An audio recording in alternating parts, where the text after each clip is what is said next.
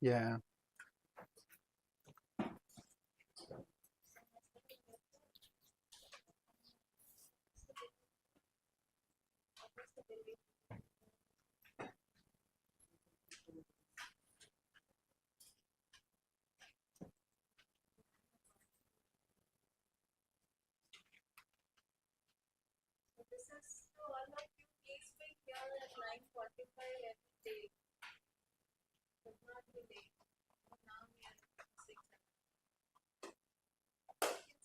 Okay. All right.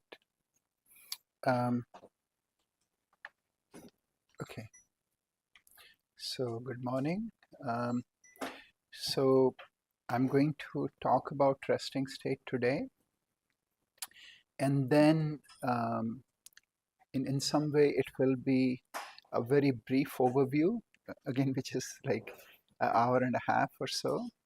And then again, next week, I'm going to cover each of these parts for like 2 hours, right? So um, I I may have mentioned to many of you that when I first started my PhD, um, because I was trained in engineering, I was trying to analyze the data.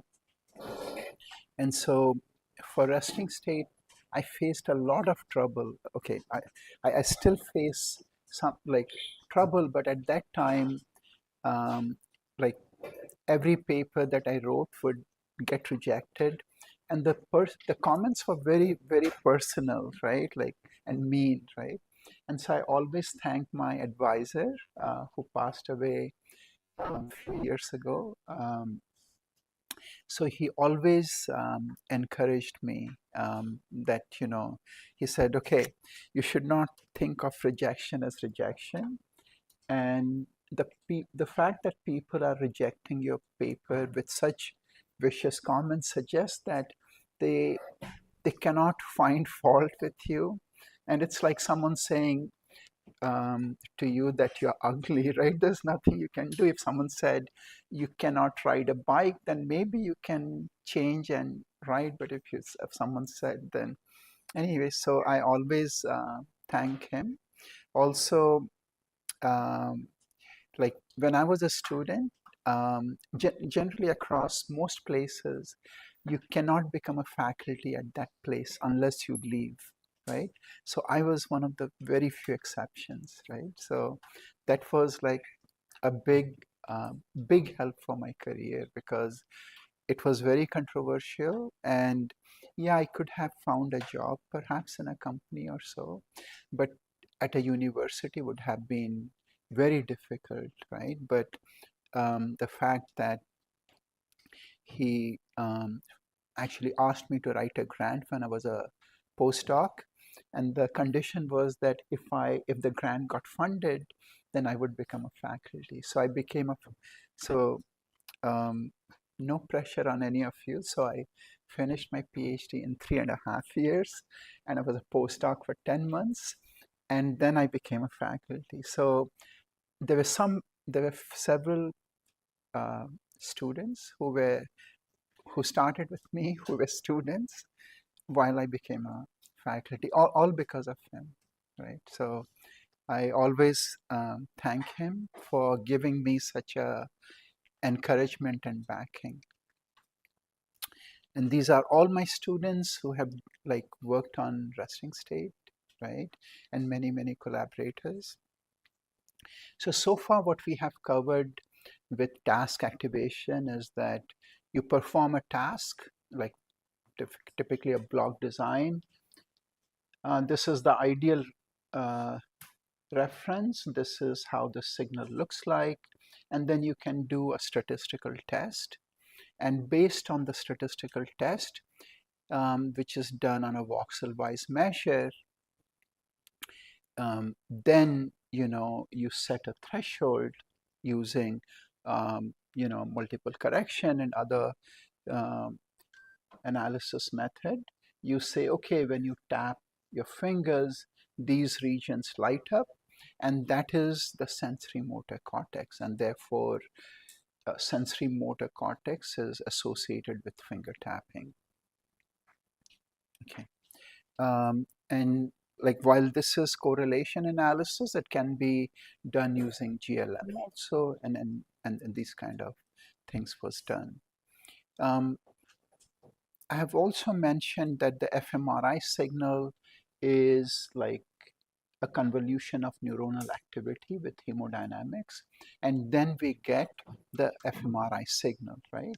So you perform some task, there is increase in neuronal activity, it's coupled with hemodynamics, and then you get the fMRI signal.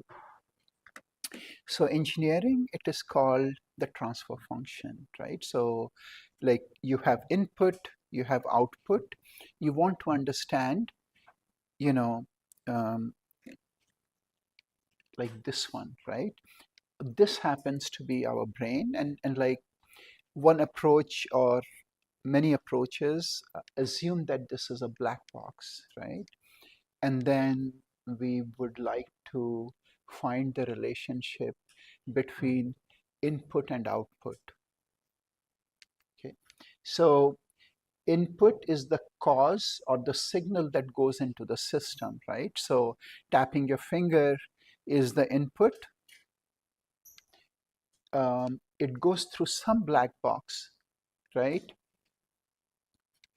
And then there is some rules that we don't know that we want to find out. And output is the effect, right? And so I would say that in most of most research, the idea is not just to find the relationship between input, but to find out what is this transfer function. And and the reason it's important because, you know, I could tap my finger this way and then you could see a response.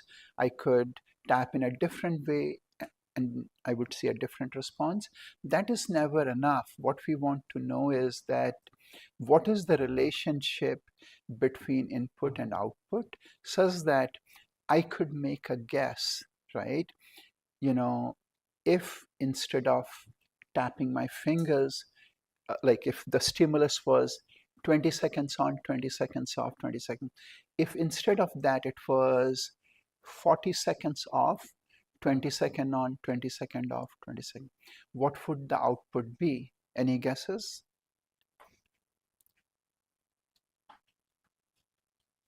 What would happen, right? So in right, so in one case it is like this, and the response that I get is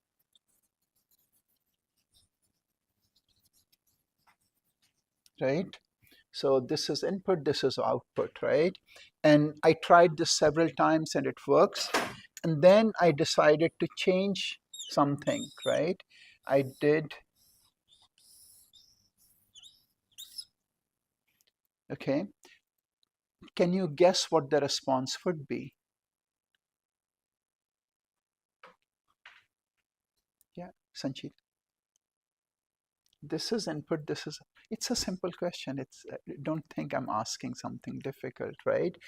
So in this case, the response will be something like this, right? It's something, the assumption with this is that once you have the stimulus, the signal will go up. Until then, it's going to be baseline, right? And so that is trying to understand the transfer function, right? Can anyone think of um, other examples?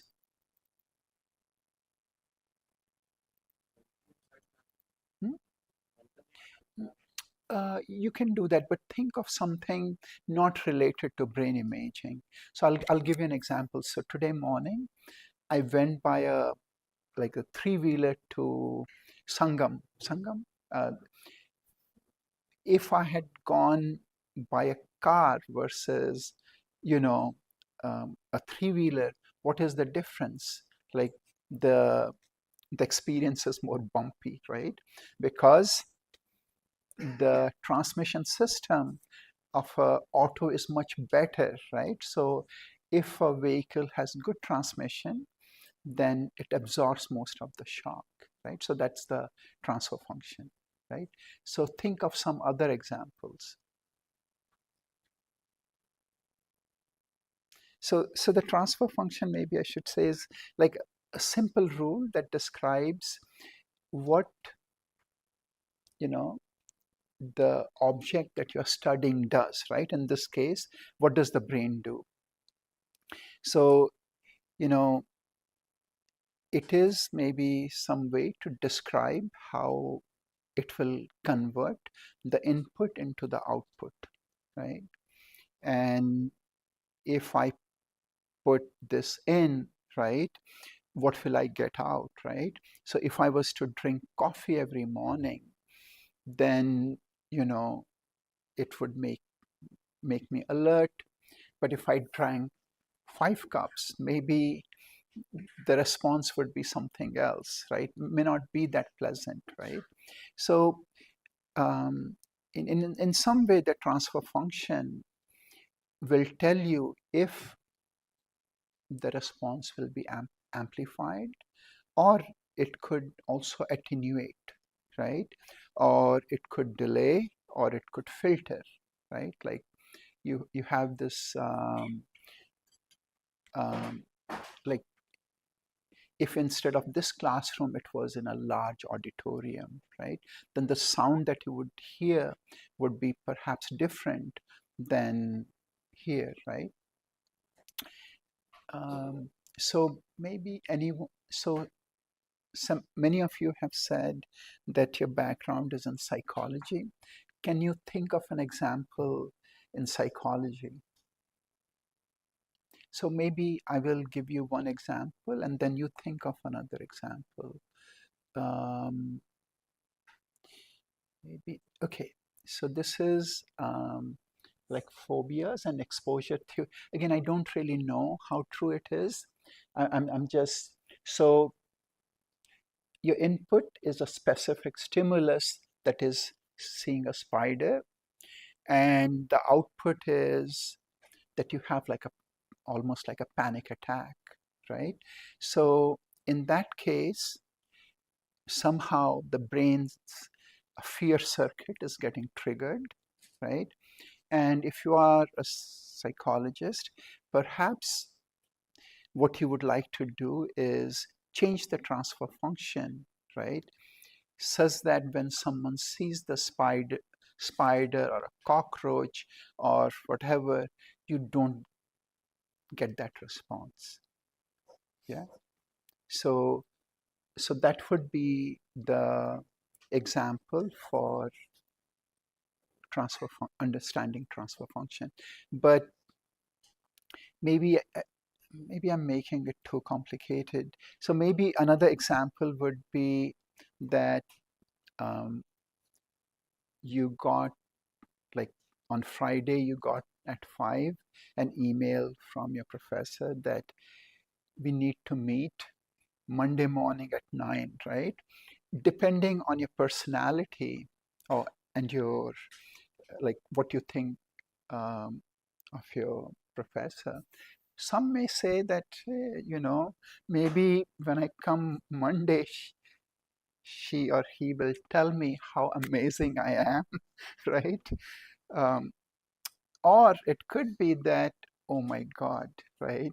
My paper must be really bad, and I'm going to get a showdown how I have to improve, right? And then based on, you know, condition one, or the first versus second, your weekend may be, completely ruined, or you may say that I'm so good, I always knew it, and now my professor is going to tell me on Monday, right? So in that case, right, if you become too anxious or worried, right?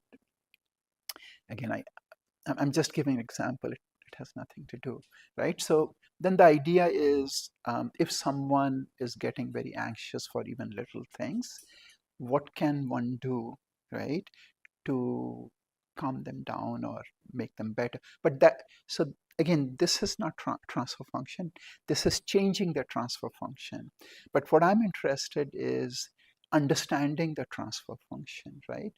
So if in this case you have an input and an output, is this the best input to use to study the output, right? Or study the transfer function. So what is the best input that one can design to identify the transfer function? So in engineering, we call this like the transfer function H, because it determines how the input is related to output and vice versa, right? So if you know the transfer function, if you know the input, you can predict the output. If you know the output, you can predict what the input is, right? So then the question is, if we go back to this example, right? And instead of this, if my stimulus was, right, something like this, would you be able to predict what the response would be?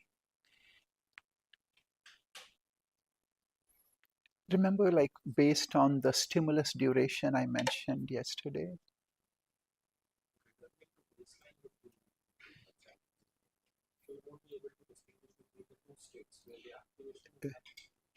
Right.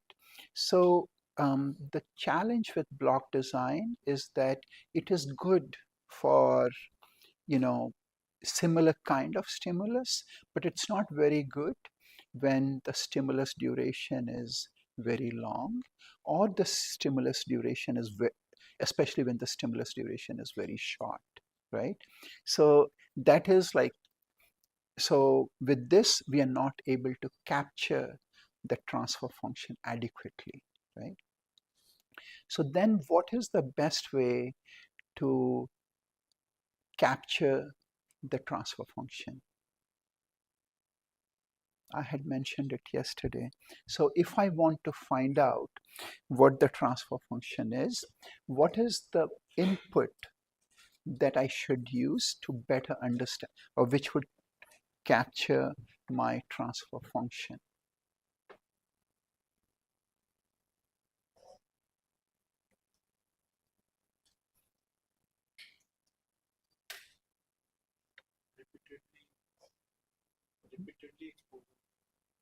Uh, like in what order? Like random order, periodic order? What kind of order?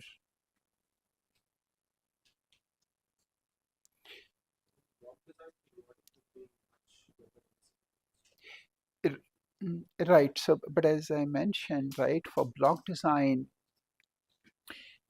because it's periodic, it's sensitive first to that frequency. So while, you know, you should be able to predict, make the linearity assumption and be able to predict for other frequencies, generally for shorter ones, the prediction is not good. So, so the best way to find the transfer function is to give a random signal, right? And as I said, because with random signal, it has short duration, long duration, you know, specific, like many different frequencies and so on. So that will give us a very good response, right? So another way to think is that um, if these brain signals are intrinsically, there is some kind of architecture. So even if noisy signal comes in, the response, although will be noisy, will have unique characteristics, right? Because they have unique transfer functions.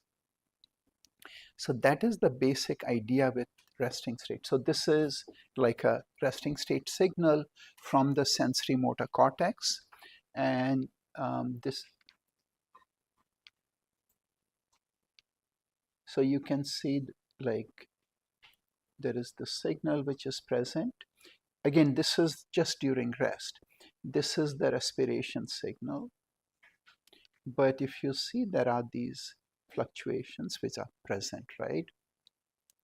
And as I had mentioned, on the first day, what we did was we used correlation analysis just exactly the way we did for task activation. We took this time series and correlated with every voxel in the brain, right? And what we got was this, right? So if you had to guess, can you guess which one is task and which one is rest? This is task, rest. How many say this is rest? Raise your hand. Okay, and this one is task. Why do you say this is task? Okay, good. Yeah, so, okay, good. So this is task and this is rest, right? So the main findings of this study was that the temporal noise characteristics in the brain were significantly higher, um, like in the brain were significantly higher than outside the brain, right? The outside the brain, like this is the noise characteristics, this is inside the brain. So significantly higher. Different brain regions like gray matter, white matter, CSF had different noise characteristics. So this one is white matter, this one is V1, the gray matter. You can see heart rate, harmonics of the heart rate, respiration rate, and then there is this very low frequency signal that was observed. And that these significant low frequency signal was present in the brain and was different between gray and white matter, right? This is gray, this is white. And that the left and right sensory motor cortex had significant correlation during rest, right? Between left and right. So there was significant correlation, and we could identify these sensory motor cortex just like we would do for finger tapping, right? And um, you know, we had also observed in the language and visual region, but there was a paper I had written, I gave up after like 6 tries because I simply could not get it published. So because Carl Friston, who perhaps is the most famous neuroscientist or neuroimager, had defined functional connectivity as correlation between different brain regions, and we were observing this during rest, we called it resting state functional connectivity, right? Any questions? Okay.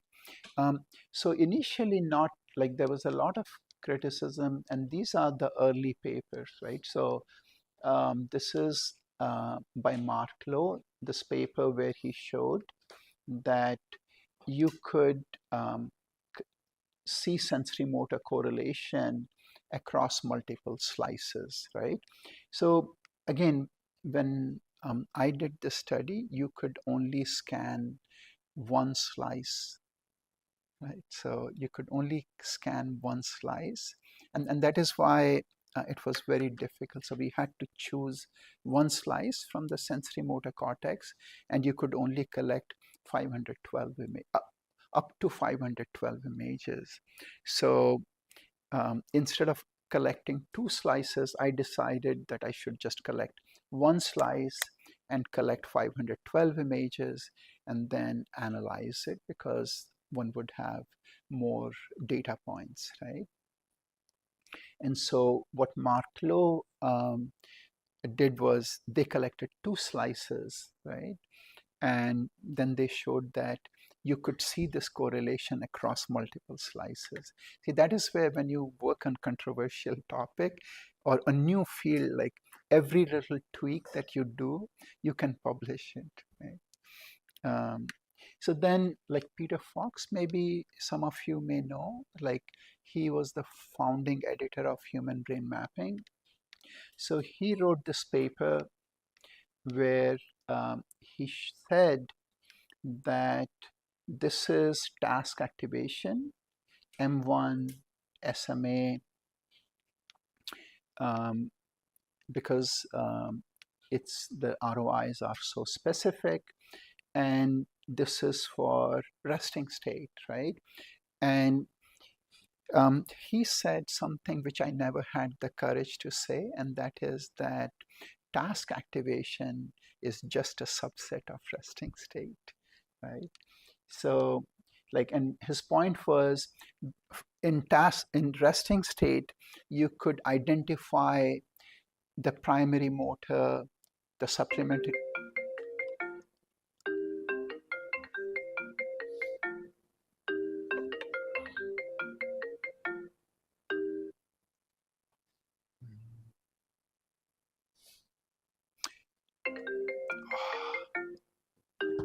I'm so sorry. Okay. Okay. So, yes. Oh my God.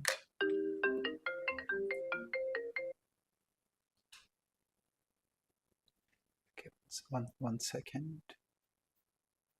Okay, it's okay. So he suggested that that resting is a superset on which the task activation is based on, right? Then Dietmar Cordes and Beth Myron, they showed that there is a frequency structure to these correlation, what we had seen with the low frequency signal, right? And then Michelle Hansen showed that for the reading network, you could identify the reading network from the resting state network. I don't, okay, I thought it was published in Journal of Neuroscience, but maybe Human Brain Mapping. So these were like the first few papers that was published.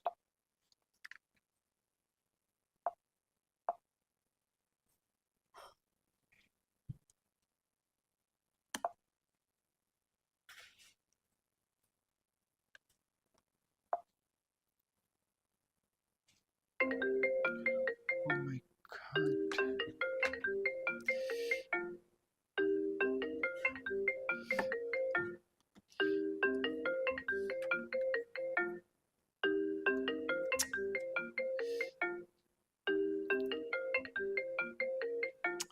I have no idea what to do. Okay. I think he called me so many times that my computer froze. Okay. So these were the early papers. So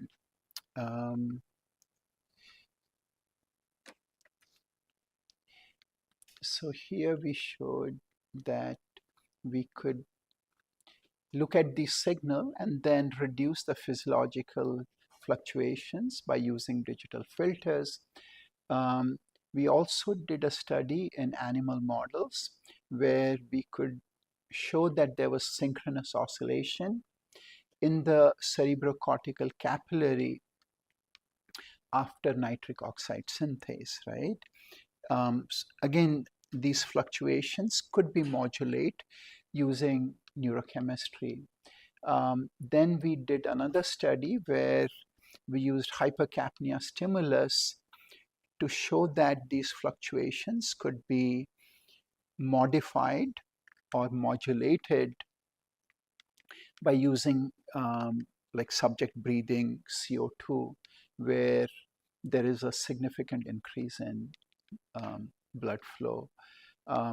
We also showed that in Tourette syndrome, Like, does anyone know what Tourette syndrome is? Yeah, maybe so. Yeah, can you speak a little louder? Right. So it can be, there are many different kinds of Tourette's. Like one is like motor tics, and the other one is language tics, right? Um, and then we also showed how these fluctuations um, can be modulated.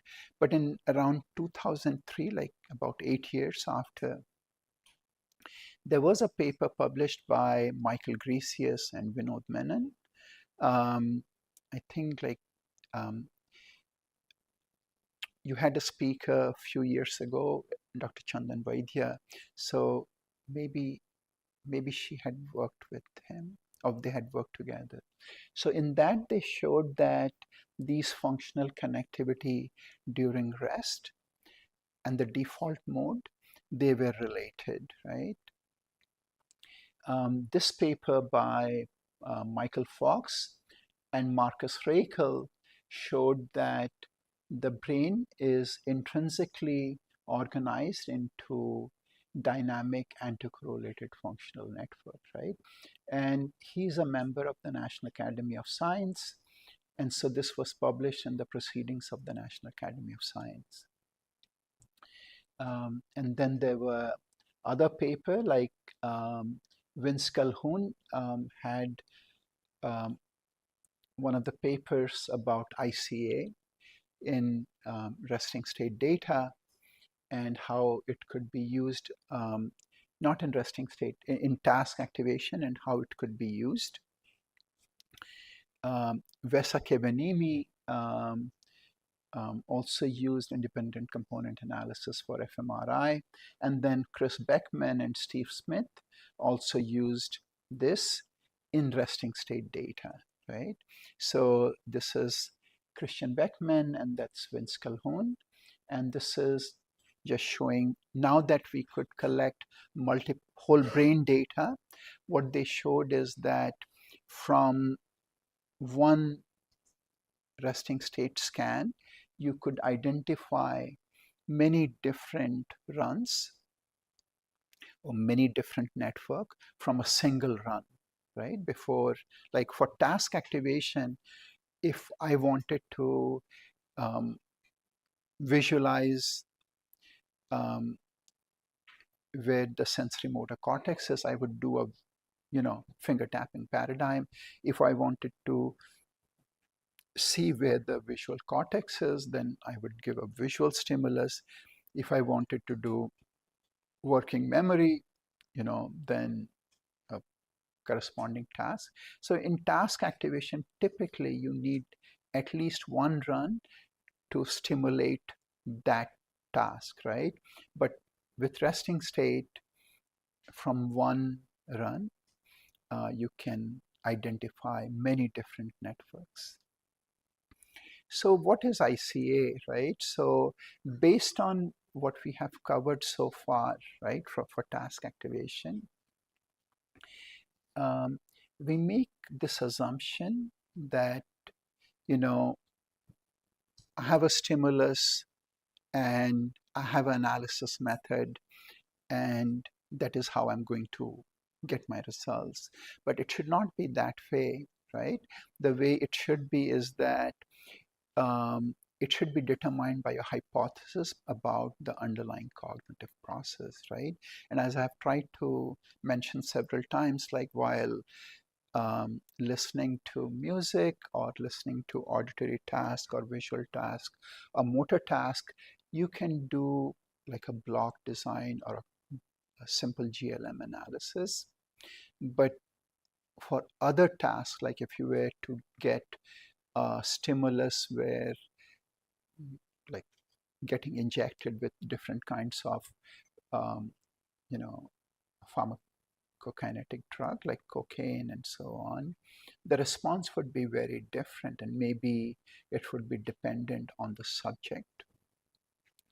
If the stimulus was, let's say, a pain stimulus, right, it may also, right, the response won't be linear and maybe dependent on that.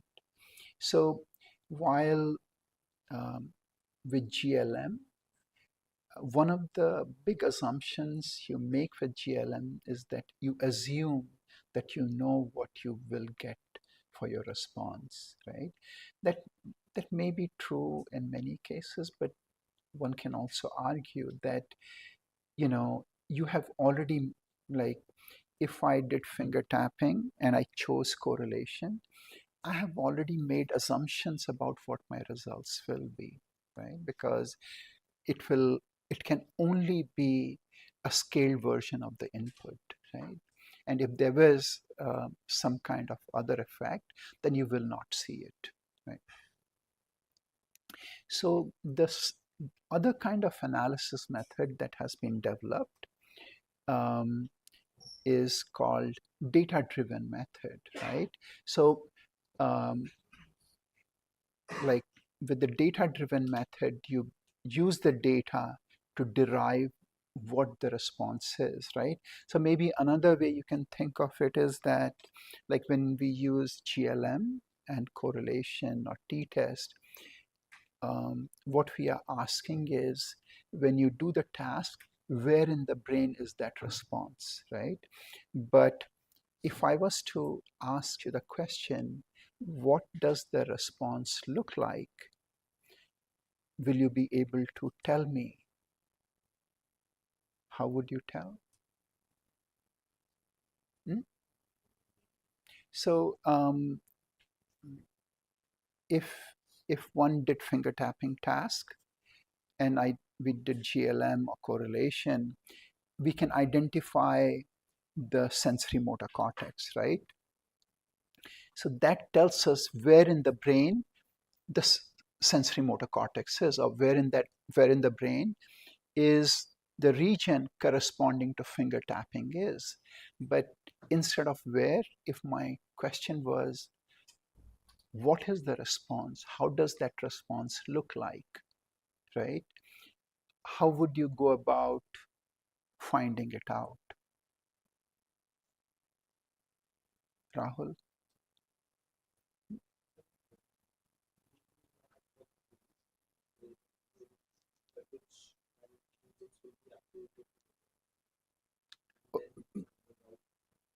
Okay, so let's say you found out where that response is, right? Can you now tell me what the response is? What what happened? You say,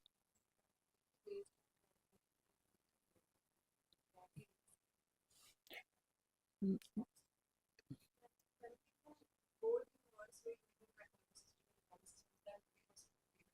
oh, no, no, that would be good. So that's good. So how would you do that then? So you would find where the the region is active and extract the time series from those regions, right? And it will tell you like an approximate response, how it would be, right? And as you get better, you could um, average across region and look at the time series. Yeah, is that clear to everyone? No. Okay, maybe I can go back. Okay. So let's say this one. So we did finger tapping and we found this region, right? And so this is where in the brain this response is. Now I wanted to know, how does, when someone tapped their fingers, how did the signal look like? So what I can do is, that's what I was trying to tell you yesterday, right? If I gave you the coordinates, the x, y, and z coordinate of this 3D plus time data, then you should be able to plot the response, right? And that would give us an approximation of what the response is. Is that clear? Yeah, no? Yeah, okay. So, so while one can do it, the other uh, approach which has been used is like, it's called independent component analysis, which is like principal component analysis. Has anyone heard about, does anyone know what principal component analysis is? Uh, yeah.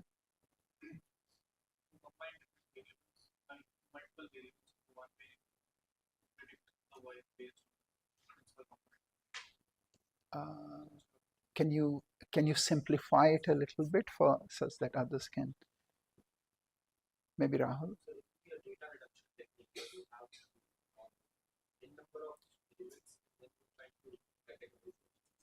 Right, right.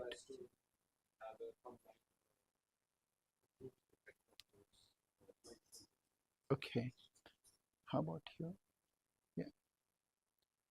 Yeah.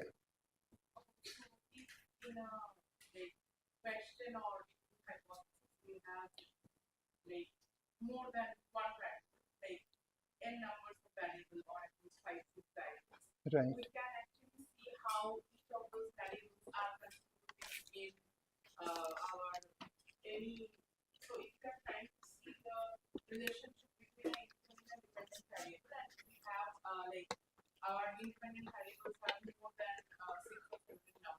Okay.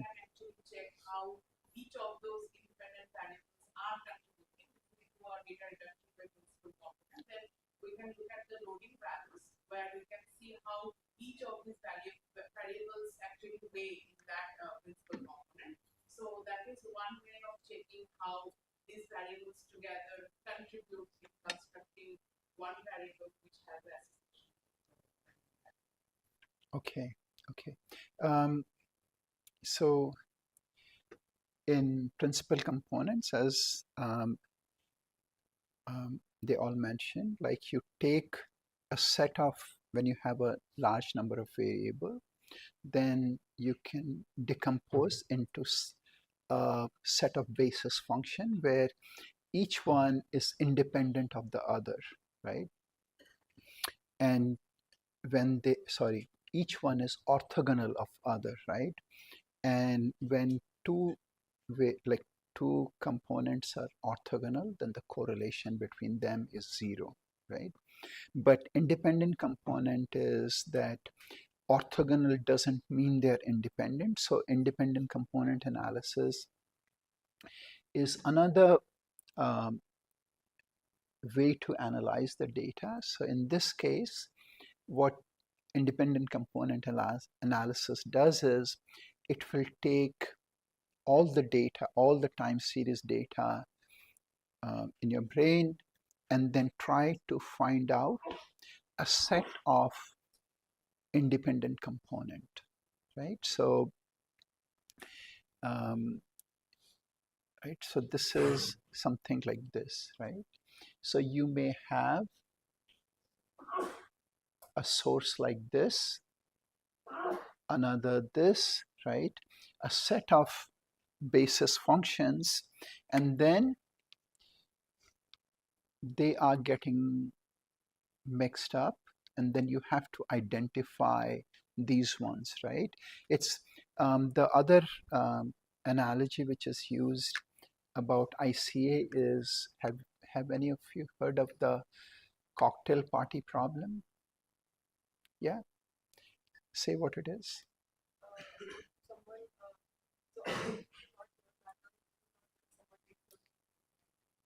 Very good. Yeah. So, so what we have to then do is, right, we have to, we basically identify unique time series, right? Because like if when someone is telling your name, it doesn't have any unique temporal information or spatial information, but the fact that someone is mentioning your name, you can like very quickly like uh, um, identify, and you can also, if you want, right, You may be talking to someone, but you can eavesdrop on someone else. Maybe it's difficult, but someone can do, right? So in this case, what we are trying to do is try to find in the brain what are the signal sources, what are the dominant signal sources, okay? And like using ICA, this is this is for task activation. Um, this is the spatial map, and then you can look at the components and then do the frequency spectrum and then find that, okay, this is relevant to the task, and then find these ones, right? So that's the visual cortex, that is the heartbeat, breathing signal, head motion, vascular oscillation, and then things like that. So that was done for task activation. And then this is Melodic's FSL's version of ICA. You can take, this, and this is your time course. Then you can look at the frequency spectrum, right?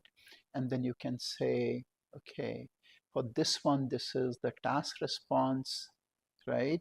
This is perhaps some fluctuations. This is definitely physiological fluctuation. Anyone wants to guess what this one is based on what I mentioned yesterday? Head motion, right?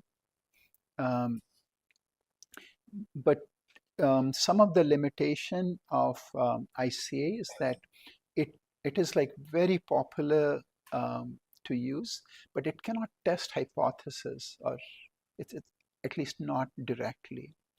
And you know,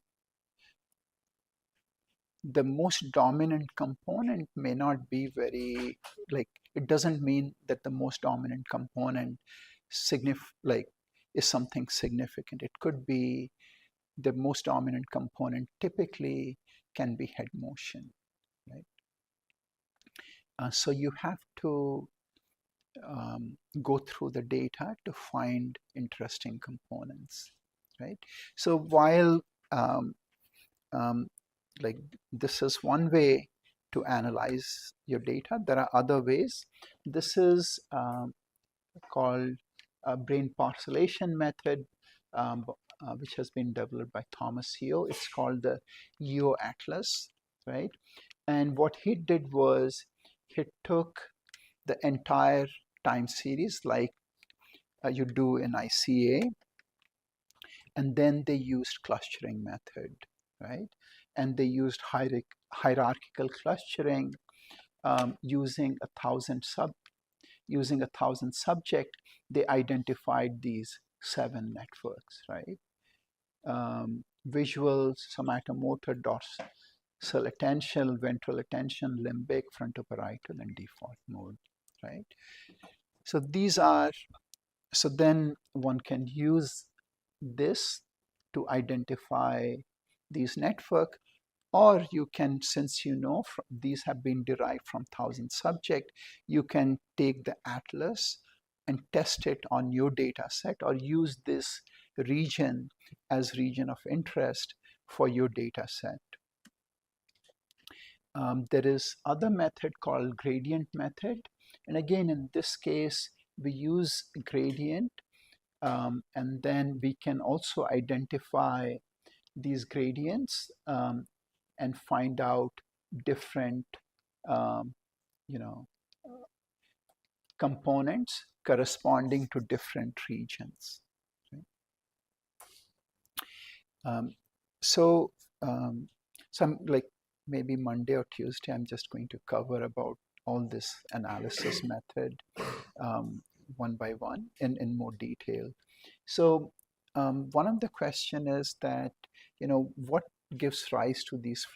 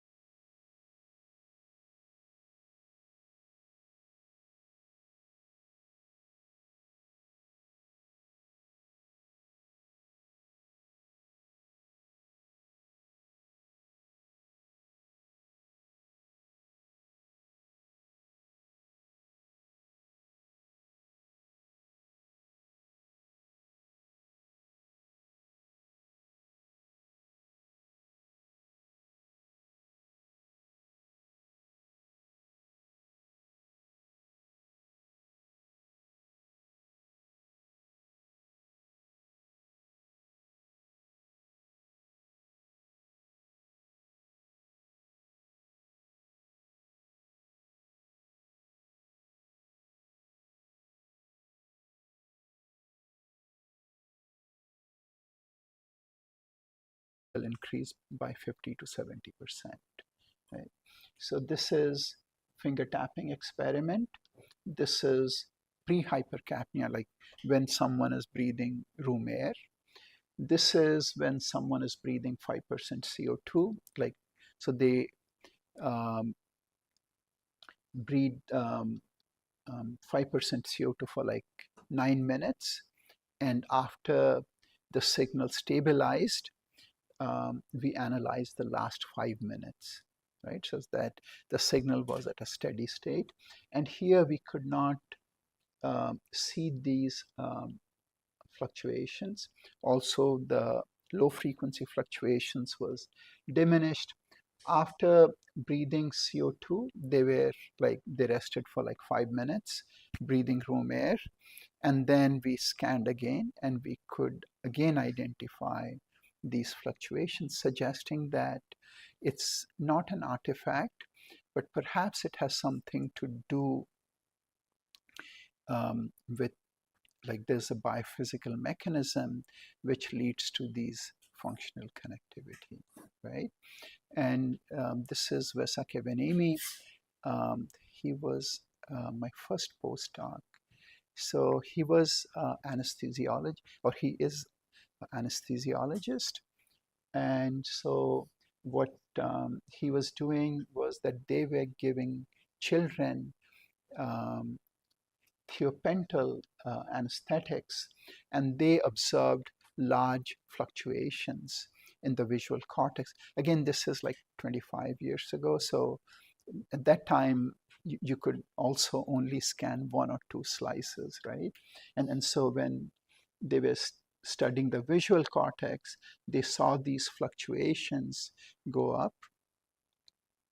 And yeah, so to help understand and analyze the data, he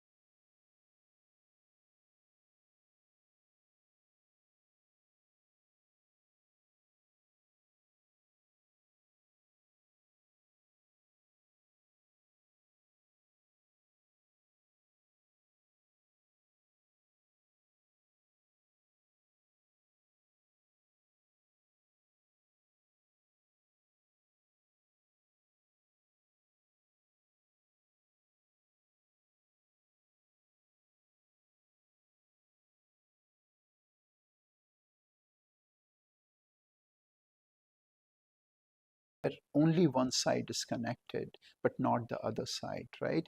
If they had placed seed in this region would have been connected, but not this side, right? So it was on one side. With when the anesthesia was increased, right, then connection both within and between was significantly affected, right? Again, suggesting that they have some physiological meaning, right? Also, because different anesthesia work in different ways, in some cases there is an increased connectivity, and in some cases there is a reduction in connectivity. Okay. Then this is paper by Justin Vincent and Marcus Rakel, and this was published in the journal Nature, where this is in monkeys. They collected fMRI signal as well as electrophysiological signal, right? So what they showed was that you could observe a connectivity pattern during light anesthesia, and you could see the electrophysiological signal, but when the anesthesia depth was increased, the connectivity pattern here was significantly reduced, right? There's no bilateral connectivity. Also, the EG signal pattern was different than in when the anesthesia was, the depth of anesthesia um, was low. And again, these results indicate that coherent system fluctuations probably reflect an evolutionary conserved aspect of brain function organization.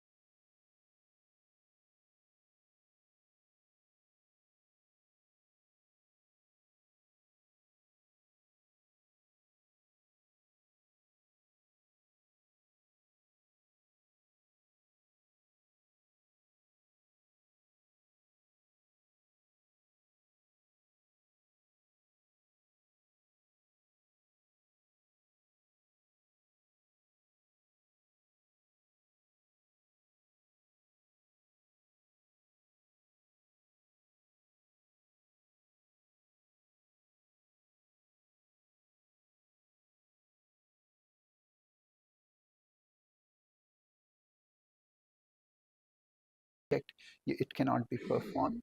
So this is showing in infants by Hanzang, where they showed that using seed-based, you can identify the motor cortex. You can also use ICA to identify motor cortex, right? Similarly, the visual cortex, seed-based, this is ICA. This is for default mode, um, right? This is seed-based, this is ICA. Again, if one was to design a task, it would be very difficult to do such a task, right?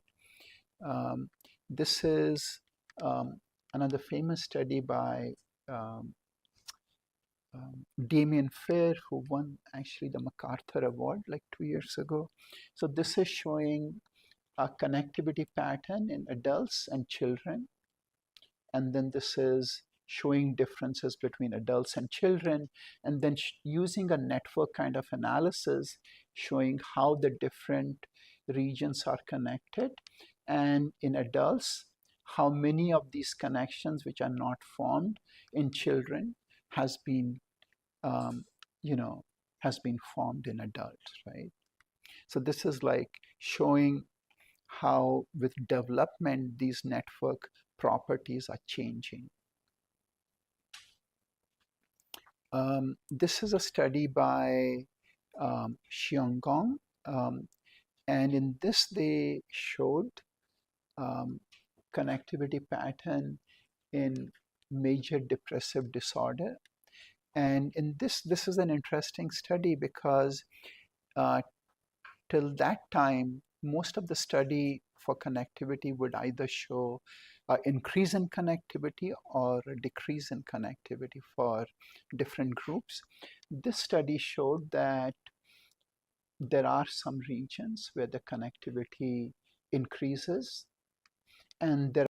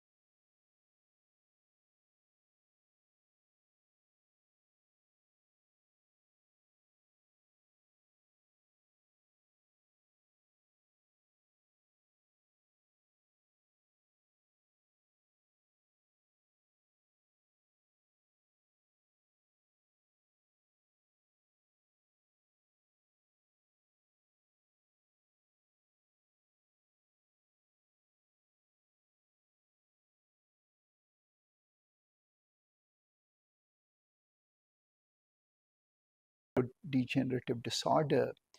Will there be differences between them or will they be similar, right? So AD Many of you know what AD stands for? Very good. Anyone knows what FTD stands for? Oh, pretty good. How about SD? Okay, I don't know either. The what? Okay, and so these are five different neurodegenerative disorders, and in this case, they wanted to see if there was something specific to each of these disorders, right? So was there like, could we differentiate AD from frontotemporal dementia, AD from semantic dementia, and so on? And what they showed was that each of them had unique patterns, right? Unique connectivity pattern, which could be used to differentiate between them, right? So far, okay. Um, so let me think something. Can you think of a task, or can you think of a population where, um, like, you would do you would do resting state but not task?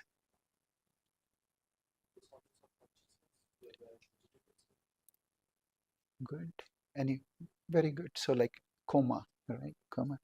Anyone else?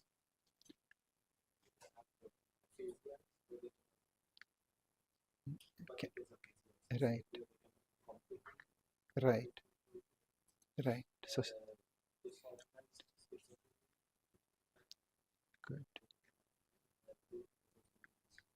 good, good. Anyone else?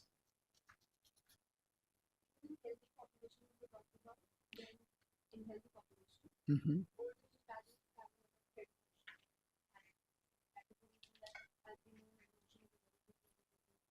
Right, right, right. Okay.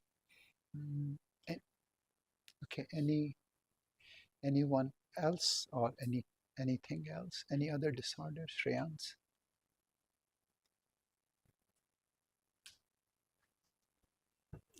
We covered infant, right? Uh, I would I would argue that almost any disorder that you can think of, you can do resting state, right? You can also do task activation, but because like the additional if you're going to do task activation, the additional cost is maybe 10 minutes, right? So maybe you could still do. Okay, let me continue. So the next thing I think I had briefly covered. So there is some debate as to what is task activation map and what is resting state connectivity. Some have suggested that the resting state map is a superset of task activation. That's Peter Fox. Others have suggested while task activation is used for functional localization, um, resting state, like functional connectivity, is used for functional integration. Right? And this is the paper by um, Jin-Hyu Xiong and Peter Fox. And this is task activation, and this is resting state. And because they showed that there is so much overlap, um, they suggested that this is a superset, right? So Peter Fox also has developed something called the brain map, right? So brain map is a database of, I don't know how up to date it is, but it's a database of all the neuroimaging studies, right? I should say all neuroimaging task activation study. So what they do is that, if there is finger tapping right? They will say, okay, when this region is activated, what other region is also activated, right? So they call it co-activation, right? So by doing that, what they have done is they have developed this map where if you type a particular term, you will get what other regions have been associated with that region. Okay, is that clear? Okay, so what they did next was with Steve Smith, they took every information and then they did a independent component analysis, right? So you have A is associated with B, A is associated with C, then you can go and see that B is associated with other, right?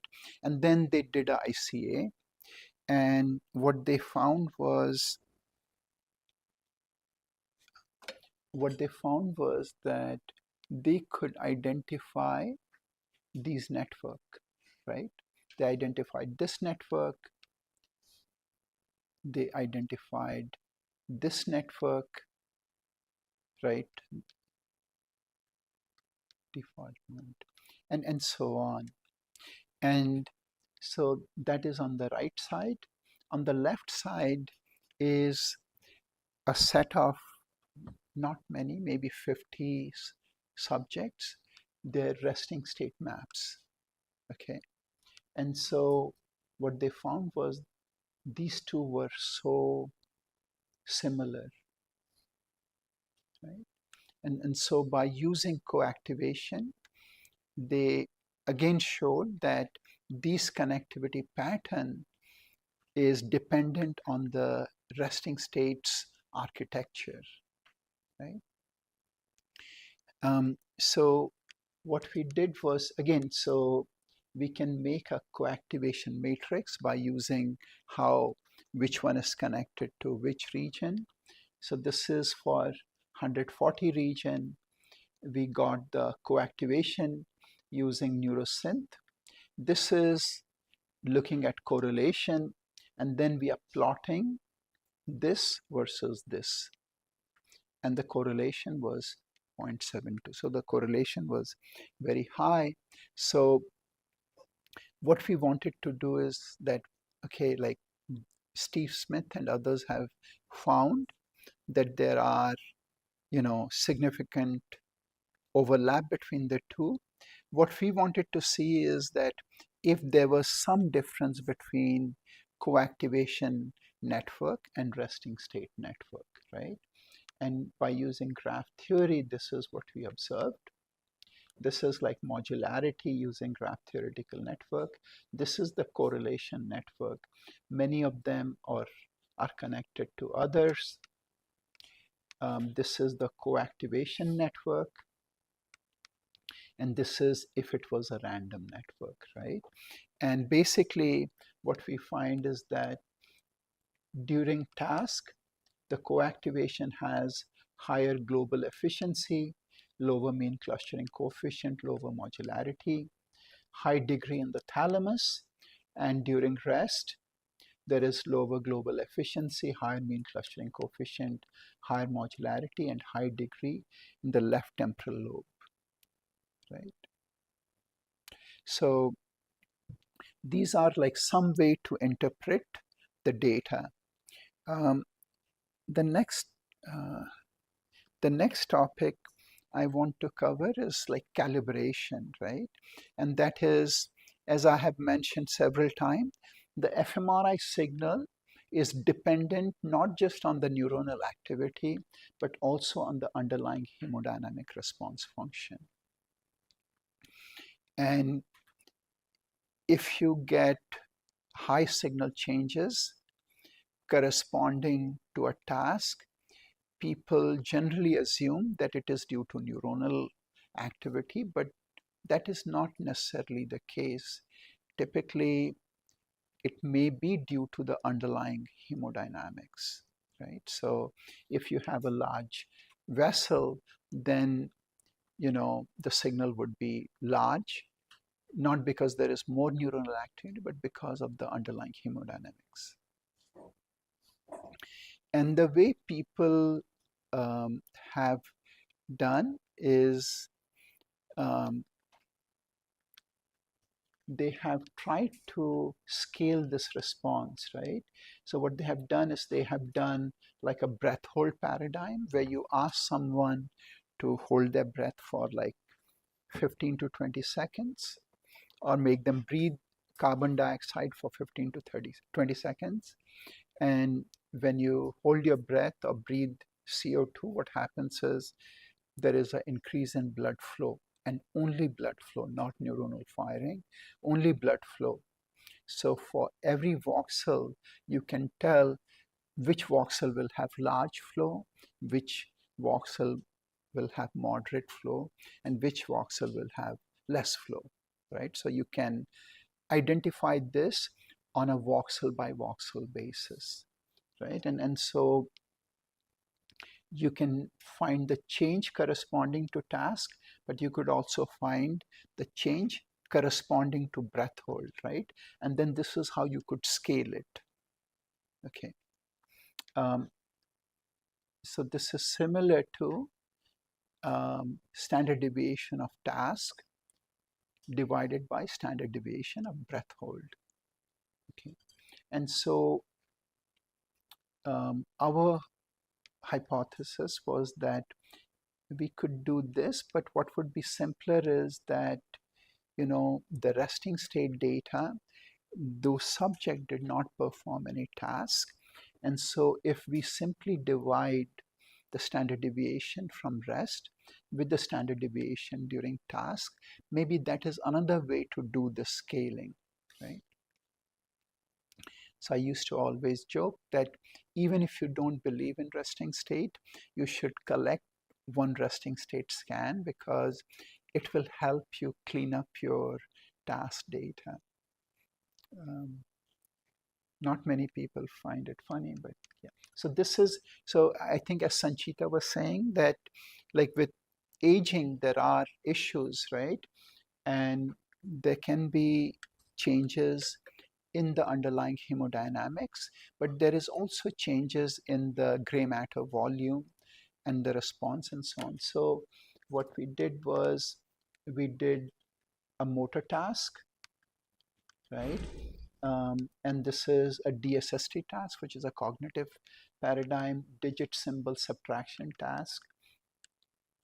And then we made the subject hold their breath, and we calibrated for gray matter volume and breath hold response, right? Some of the regions which was like had large changes, um, like after calibration, those responses went down. And then by using ALFF and gray matter volume calibration, we can get very similar responses, right, for both of this. Again, the point is sometime you can use this signal like from rest to understand the fluctuations and use it to clean up your task data, right? If the task data, if the task data is very noisy, then it is worth checking what is happening to the exact same voxel during rest, right? If even during rest it's also noisy, then maybe you should be a little more careful in how you represent your task data. And again, with resting state, you don't have to do a breath hold or give a hypercapnia stimulus, right? Again, hypercapnia stimulus is a direct stimulus, but in many cases, those of you who were subject, like being in the MRI is not the most comfortable place to be in. And some people are claustrophobic. And on top of that, when you have someone put a mask, it becomes difficult, right? So that is one challenge. And for many people, especially old people, they may not be able to hold their breath, right? And even in clinical populations. So again, again, the point I want to make is that um, resting state data has other application. And even if one's primary focus is not in functional connectivity, we can use the resting state data to clean up your task signal, right? You can like look at the frequency properties and then um, analyze accordingly. So um, as I have mentioned before that um, like many of my or most of my papers would get rejected and I would have to try many times before it got published, um, and also with grants and so on. So it's one thing to have your papers rejected and your grants rejected, but it's a whole different problem when the editor-in-chief of the main journal of your field, you know, write a paper. Does the brain have a baseline why we should be resisting rest, right? When the editor-in-chief is trashing your work, um, he is no longer the editor. So I think what happened was Paul Fletcher, who was the editor-in-chief of Neuroimage, um, was very uncomfortable, was not happy that so many people were submitting papers on resting state, right? So he decided to write this paper. And then actually it's a good paper. Like if anyone is interested in resting state, you should like read some of my papers, but read this paper also, right? So the main the question was, what does resting state mean, right? And their point was everything we know about neuroscience has been from task activation, right? And so why bother with something, you know, um, like with resting state? Like since task activation has been so good to neuroscience, why not just stay with task activation? The second point was, um, how do we know what the ground truth is? How do we know it's not an artifact, right? Um, and because, and I think like he has a point in a sense that if we don't know what the signal is, then if there is an artifact, it's not that easy to remove the artifact, right? Um, the but the other thing that they said was that, oh, all these studies are done on 20 to 30 subjects. At that time, even task was done on 20 to 30 subjects. So the editor said that if a study was done with maybe 500 or 1,000 subjects, maybe they would start believing, right? So, um, you know, I don't know, how many of you have published some papers? Anyone? All right, okay. Good luck to all of you. Um, so those who have published paper know that it's not easy to argue with reviewers. You know, if you argue, you know, uh, well, first of all, when a reviewer is reading the paper, you know, no matter how good a paper is, if they don't understand it, they will never say, oh, Sanchita wrote such a good paper that maybe I don't know something and therefore I should accept the paper. It will always be, oh, I don't know what this person is talking about. So you reject, right? And you cannot like, if you say that, don't you know this, then it would lead to automatic rejection. So, so because you cannot argue, so what I did was, I was also, I should say, a little worried that would it hold true for multiple sites, right? Although I had like data, as I said, from different people who would send me or ask me help for data analysis, and some would come for short stay. So what I did then was I asked every group who had published on resting state till then to share their data, and asking, you know, for data is like at that time maybe even more controversial than resting state. But luckily, we had several groups who shared the data. Like I would I would say that most said no, but there were a couple of researchers I should point out, like Zhang Yufeng from Beijing, Normal, and many of you may have heard of Randy Buckner from Harvard. So they gave 200 subjects each, right? So, and then I had like 700 or so.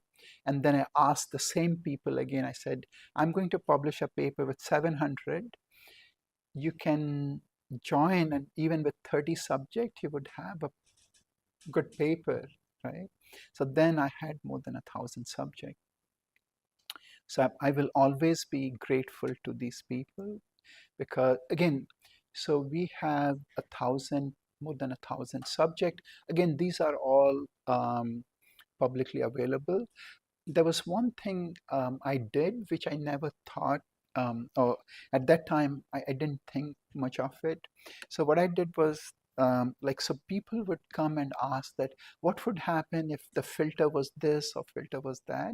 So I thought like, okay, I should also put the code along with the data. So if someone wants to run the code, they could basically reproduce the figures.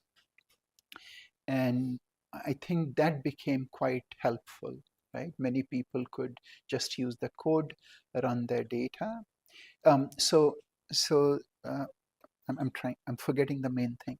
So this is data from like 13 or 14 different countries across, like from North America, Europe, Asia, Australia, and the data was collected using Siemens, Philips, GE, and Varian, right? And then 1.5, 3 Tesla, 4 Tesla, and 7 Tesla. So, like different manufacturers, different field strength, different ethnicity. The scanning was done at different times of the day. Even the pulse sequences were different, although most was EPI, there were different sequences that was used. And we processed them in exactly the same way, all the data, right? And then when we used ICA, we identified these 20 components, right? Again, this is from 1,000 subjects. This paper only got rejected 3 times. So again, because we had so many data, we could ask very specific question, right? We could ask, is there differences in male versus female, right? For different brain region, is the connectivity pattern different? We could also ask the question, like, is there differences in connectivity with age, right? And so, again, by using this, we could look at all these changes, right? Um, and since then, since then, there has been many other effort where people have used much more data, right? This data by Vince Calhoun, they used 47,000 subjects, right? And the idea, I think, they are going for is that eventually they want to, once you have such a large data set, you want to integrate with maybe the genome information and find out important, like which region is association, right? Like GWAS that they say.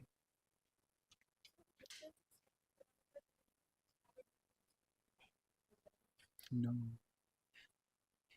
Um, right. So how is it possible that the difference in scanning parameters did not have? So why actually, when we did, the biggest difference we saw was, make a guess. So the biggest difference we saw was an aging subject. Like someone had sent us like old subject, like like between 60 to 80 years of age.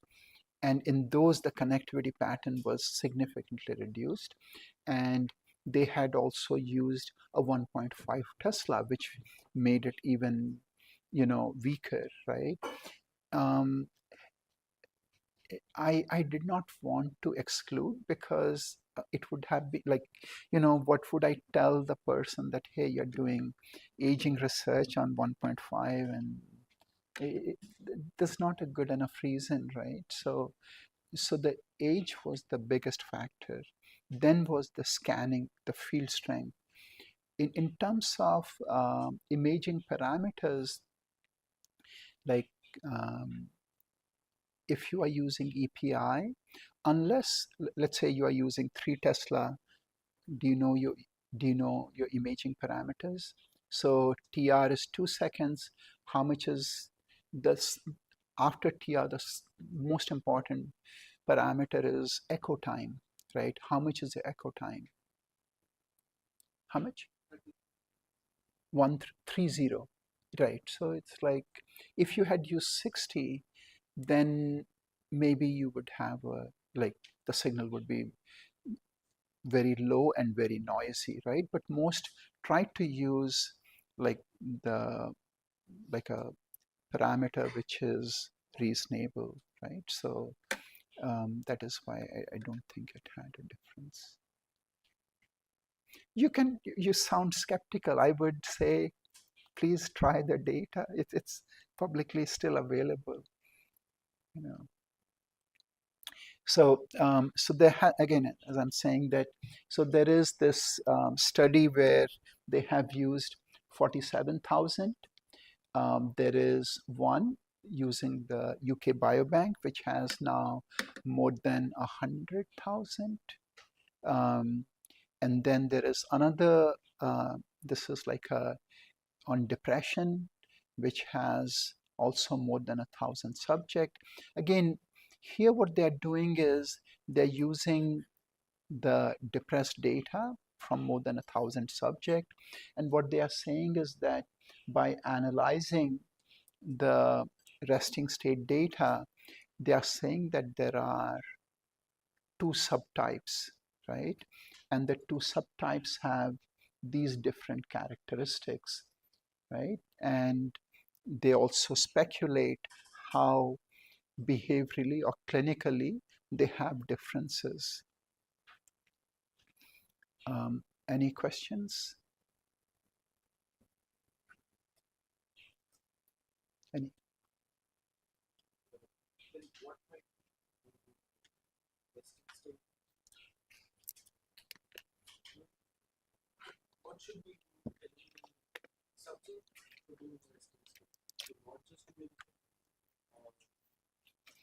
Right. So we typically have a script, like we have like a 2 to 3 sentence that we read to every subject, right?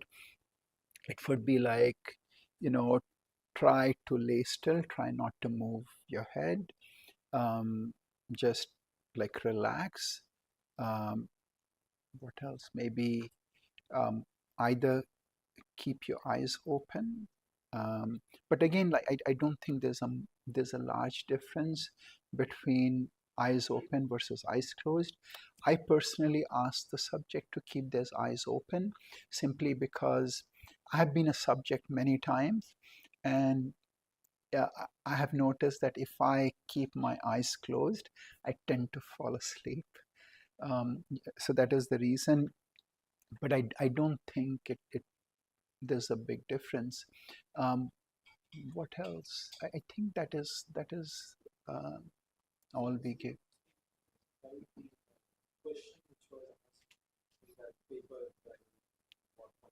Right, right.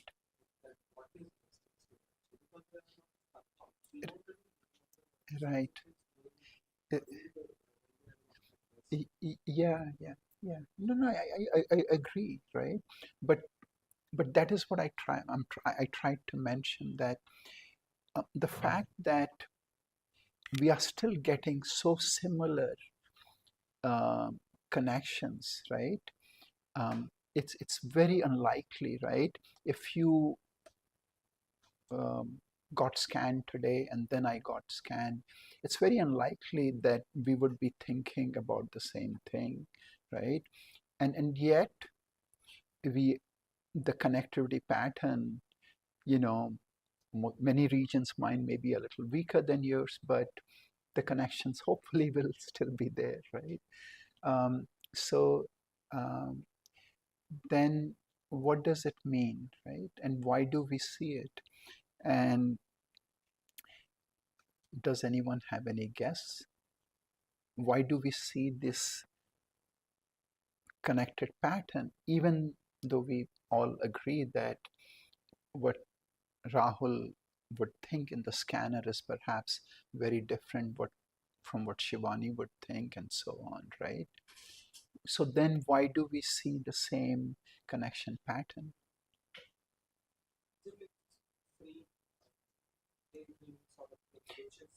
Right, right, but even daydreaming has a temporal sequence, right? Like, so let's say um, you were scanned and you were thinking of, let's say, how good the lunch was, but it's very unlikely that someone else who was scanned would think that, unless the lunch was really, really good.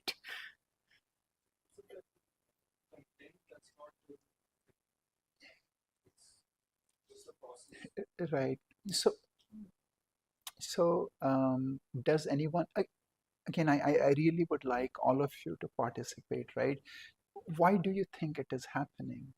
And anyone else?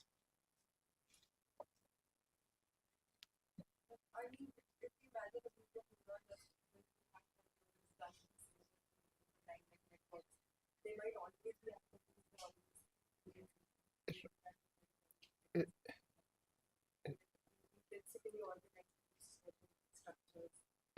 Right. Okay, good. Good. Right. Right. Right. Right. And anyone else? Any other thought?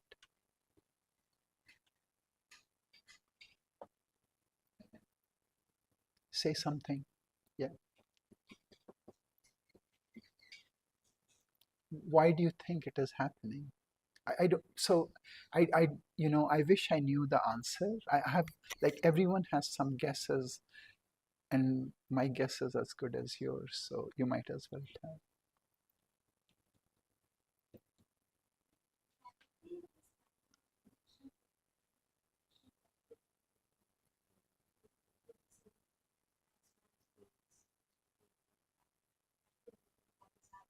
Right.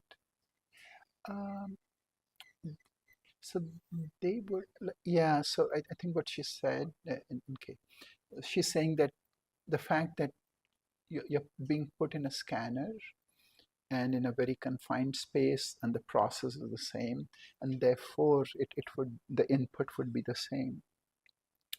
Um, that that may that may be, but I would say that perhaps only it would have a transient effect, right? Only for the first couple of minutes, even if it is that long. Um, so um, I don't really know why, but what I can, like, my guess is that um, the input in this case doesn't, like, for all of us, it's a random noise. And what we are measuring is the transfer function, right?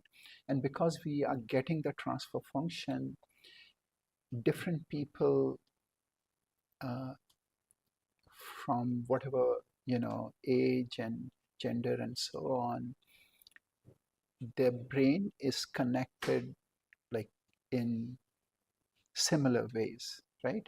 Like the anatomy of a person does not change from person to person that much, right? There is variation. Similarly, I think the functional architecture also doesn't change from person to person. And the way we collect this data, the input in some way is like a random input, right? So if the input is a random input, because there is no input. So the input would be a random input. The output that we are getting is like the transfer function. And so when we analyze these data structure, so it is heavily weighted on the underlying functional architecture. And that is what we are observing. Is that any other? If anyone else has any other guesses, please let me know, because um, I wish I knew exactly what is happening. But yeah. Could it be because we see brain as a predictive machine? So at points of time, our brain is ready to do the function that it has been doing and will be doing. So all the connections in the brain are making you ready for. Right, right. I think that's a very good point. But my point is that yes, the brain is a very good predictive machine, but it's also like the predictions are very reasonable, right? It knows how to only handle um, simple predictions, and therefore, when we are collecting the data, um, it would be hard to switch it off. Maybe another way to say is that it would be hard to switch off like parts of the network. So I think like most of the functional network have to be active all the time, right? And that's why even when we get stimulus for very short duration, like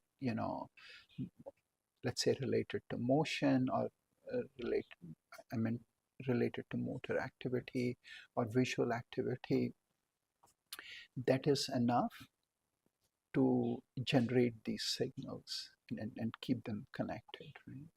Like that, I mean, there is a reason why the brain always needs oxygen, right? We cannot shut it down. And in my opinion, to preserve these functional architecture even more than the structural architecture. Because with consciousness, right,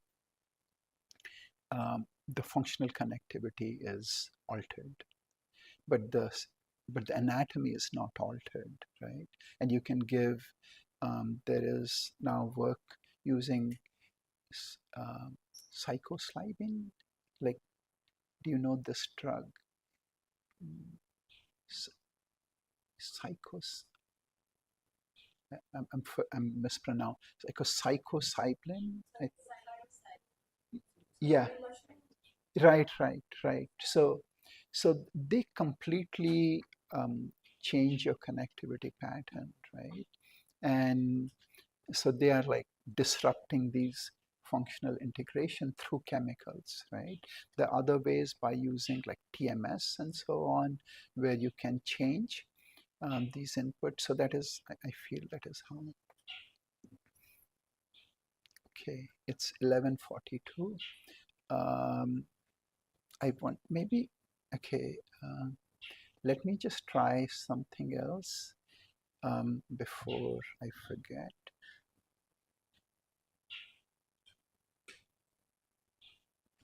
Okay, so these are the students.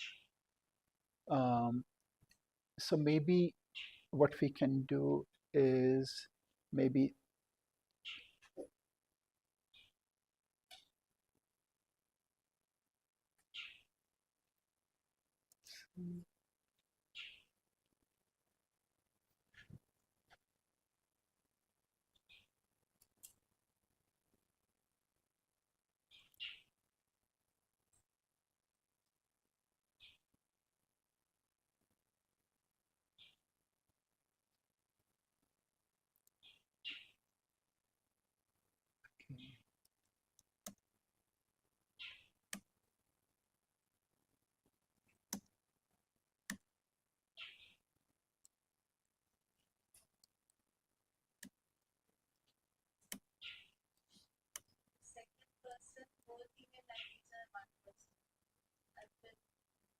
oh, but it is Aripit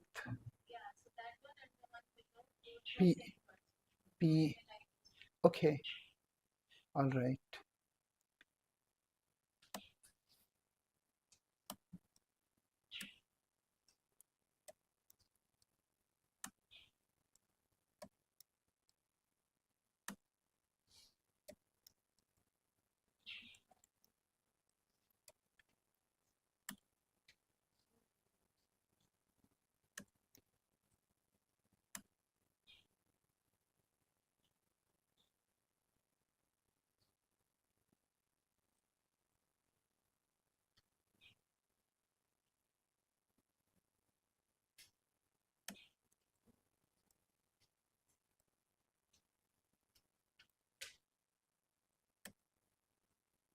Okay, let's see. Um,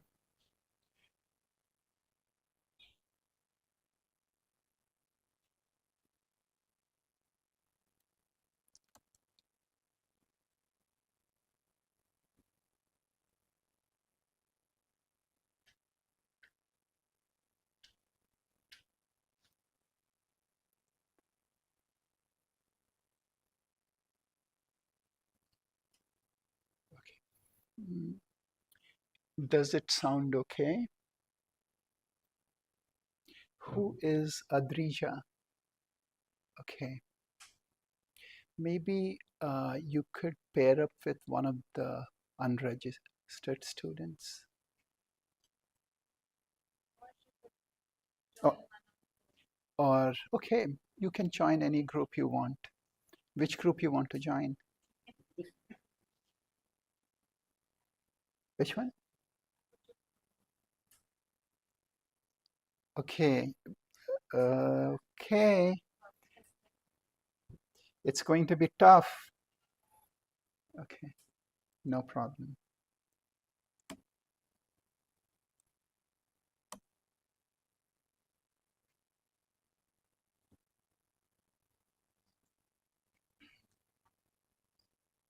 Okay, I think. All right. Okay, so these are the groups, right? So better this group have a very good presentation because you have 3 students, right? And hmm, all right. Okay, so for your project, as I had mentioned, what we could do is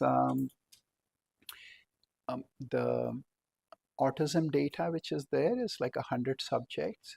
So before I forget, I should mention that the data is open access data, so you can download, but please do not, you know, submit like don't put it anywhere or misuse the data because just in so now there are technology that has been developed where they can even make prediction based on your MRI images how this person would look like, right? So the last thing you want is to say, oh, this person is autistic and post their photo on, you know, Instagram or TikTok or something. So also, when you're using this data, you should have, do they have the city certificate, like research certificate, like for subject so for me to do human research, I have to fill up some forms. Um, Let me just show,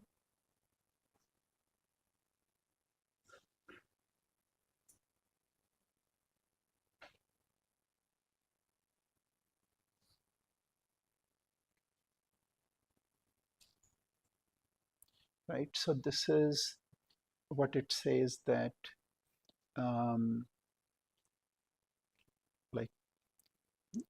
like it has some um, like what does it say that what it so what it does is that you have to register and basically pass a course, and in the course what is covered is that you know these are highly private information.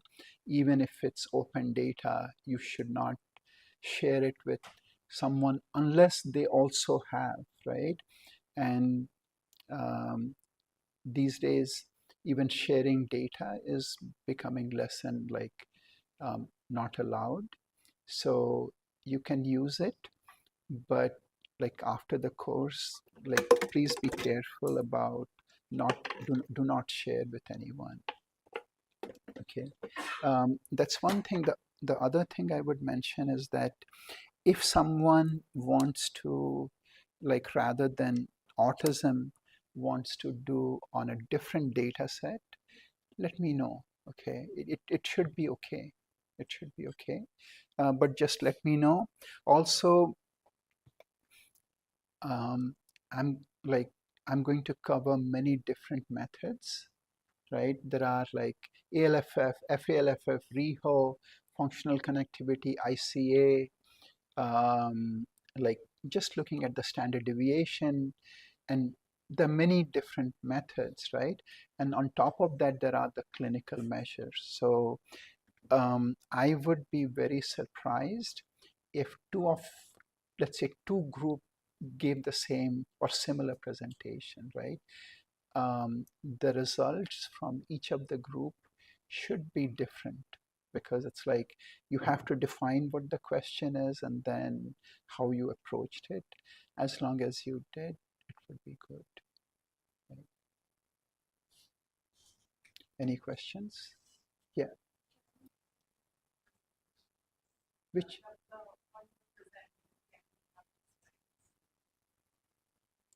my slides? Oh,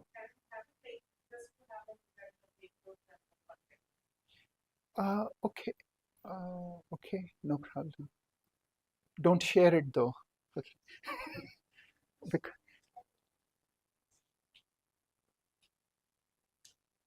uh, it's no problem, but I have some, like some of the I have some figures which has not been published. So no, it's okay if you want, it's okay. But if there is some specific paper you want, let me know. In the afternoon, I can share it. Should we just stop now or continue? Right. It, well, because it's 11:51, it's like, do I have to continue till 12 or okay? Yeah, maybe try. Okay. Yeah. Yes. Yeah.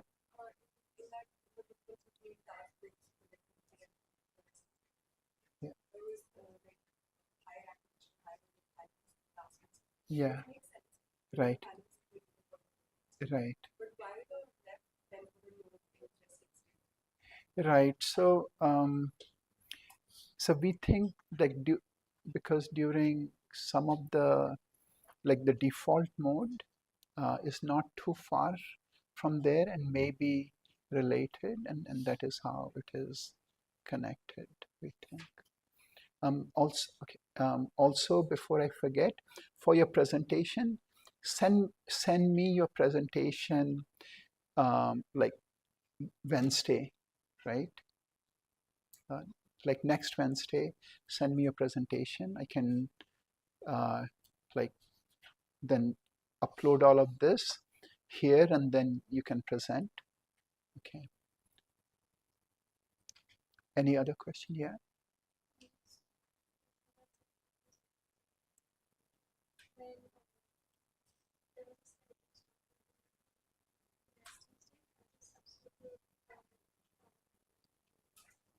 Yeah.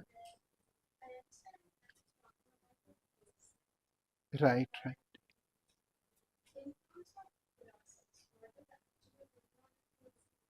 Right. Right.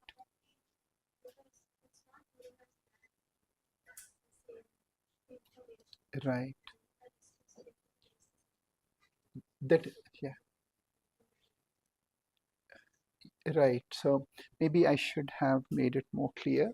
So when we compute the standard deviation of a resting state signal, we are, when you compute the mean or the standard deviation, you are throwing away your temporal, you're not using your temporal information, right? So we are only using like a first order statistics, right? We don't have the temporal information, but resting state uses, when we do like correlation analysis, it uses the temporal structure between different region to find relationship.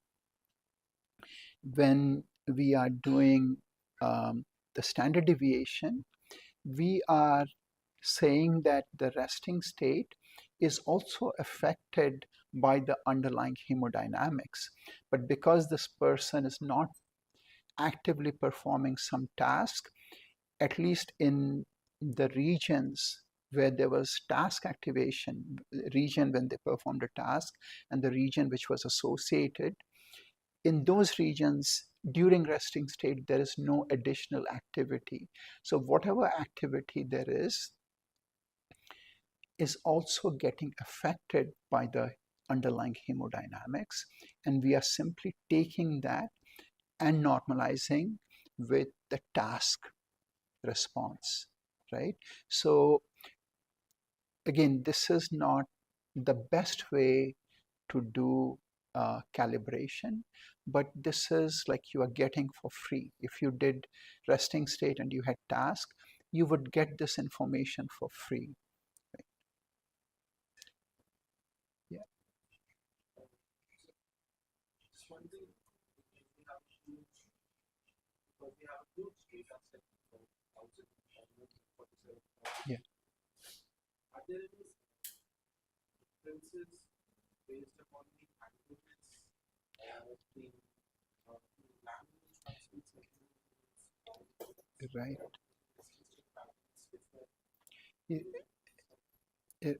Right. So there has been resting state. Again, like these are really good questions, and thank you for asking. So yes, like there is, like if you are left-handed or right-handed, your associated sensory motor cortex is also more dominant, right? By looking at the connectivity pattern, you will be able to tell, if someone is left-handed or right-handed, right? However, these effects are small, right? These are not huge effect. First of all, the connectivity pattern, during resting state is small, and then between left and right, there is a little difference. So we are always struggling with signal to noise ratio.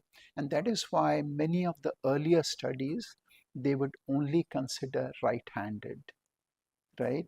So like another example is autism, right? In autism, because like for every 5 boys, there is one girl, right? So the ratio is like skewed against boys, right? That they would get autism. So many centers, what they did was they would not collect females with autism, right? So suddenly there is very little information about what is, how does connectivity pattern look in female with autism? Is there a difference between male and female?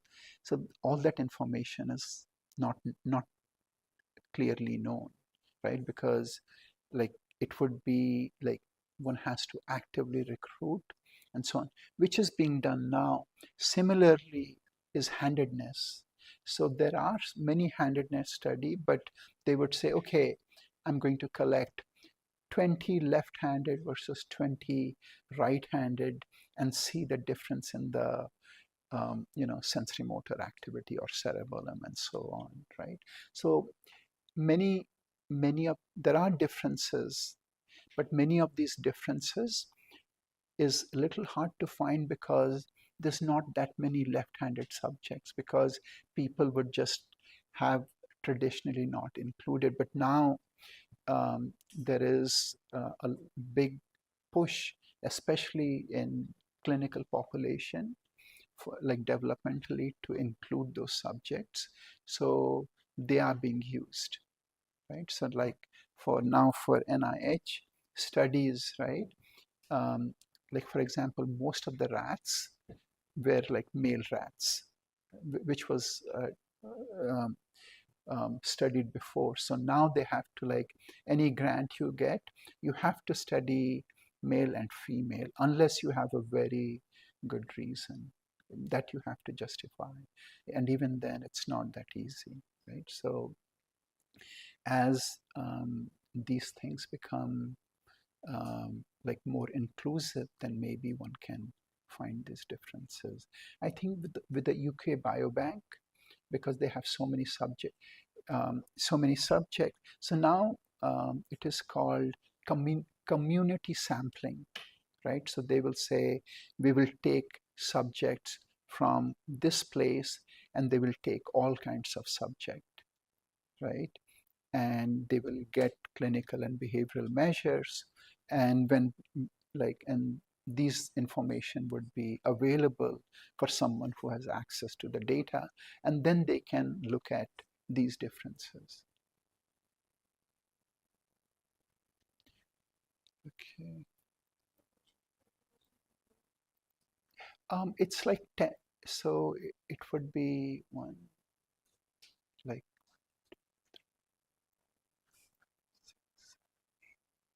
so like 11, right? So 10 minutes each is 110. So like 2 hours, that would be okay. Okay. Hmm? It's up to you. Like, do something related to resting state data, right? Don't do a VBM analysis and uh, present, right? It should be something with resting state. All right.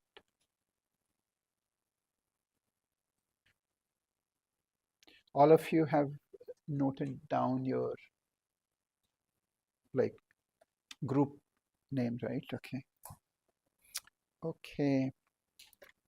And perhaps it would be good to like run through FSL and other things so that when we come, we could be a little faster today. Like I have to finish by 12. Oh, sorry, 4.